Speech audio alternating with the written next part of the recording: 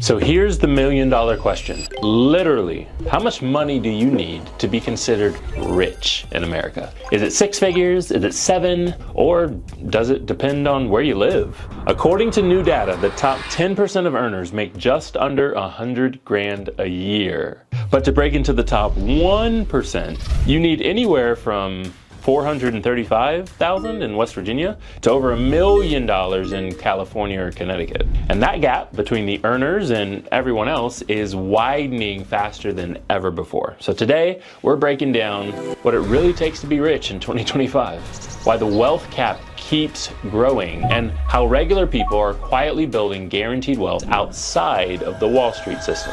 Let's jump in. Let's start with the facts. According to Tax Foundation, the average income for the top 10% of Americans is about $99,971. I bet you thought it was higher, huh?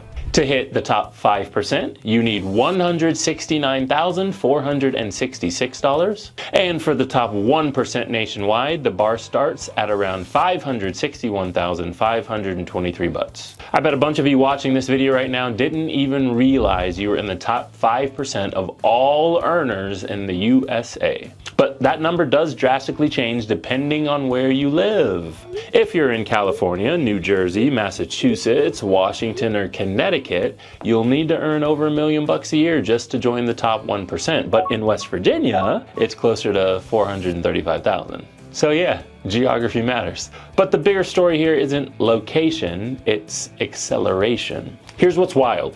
Back in 1979, the top 1% earned about 7% of all the money in America. Today, the top 1% earn about 15% of all the money. Meanwhile, 1979, the bottom 90% has seen their share of wages fall from 70% down to 59%. And that's not just income, that is wealth too. According to the Fed, the Federal Reserve, the top 1% now holds nearly 24% of all household wealth, and the top 20% controls over 70% of the country's total wealth. The bottom 80%, less than 30%.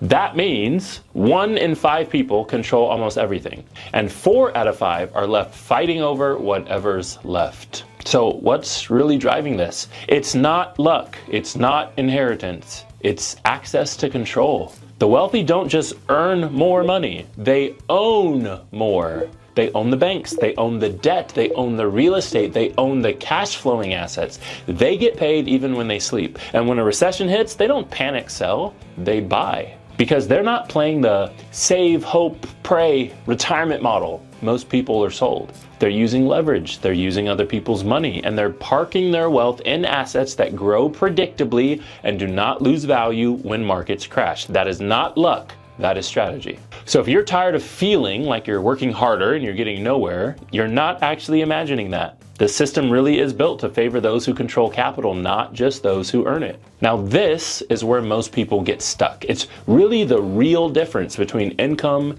and wealth. Income is what you earn. Wealth is what you keep, and what keeps working for you. You can make 200 grand a year. Do you remember what percentage that puts you in? Right? That's a top 5% earner there, and still be broke if every dollar leaves your family. Or you can make 80 grand a year and build lasting wealth by owning a system that multiplies your dollars. And that's why here at the Banking Bros channel, we focus on systems. We don't focus on salaries, because you can't control the market. You can't control the tax law. You can't control what the Fed does. But you can control how your money flows through your life. And when you redirect that flow from Wall Street, from banks, back into your own system, you start playing the same game that the top 1% plays. Let me paint the difference in mindset. The middle class says, I think I just need a job that pays me a little more money. But the wealthy says, I need an asset that pays me. The middle class asks, I wonder what their interest rate is. But the wealthy ask,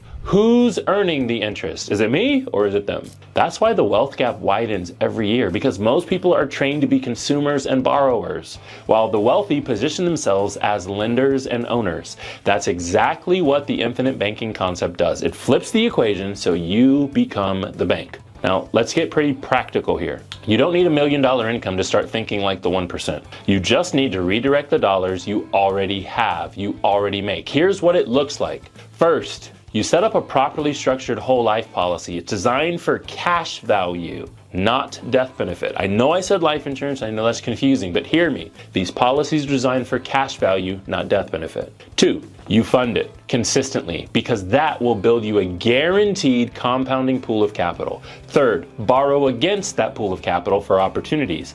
Borrow against it to invest, to pay off debt, to fund your own business, whatever you can turn into cash flow. 4, the cash keeps growing, even while you use it. And that's how you create what I call a personal wealth engine. It is liquid, it's predictable, and it never takes a hit from market volatility. Over time, you're not just earning money, you're owning the system that moves the money. And that's the move from 90% of everyone into the 10%. So yes, in America today, the rich are absolutely getting richer.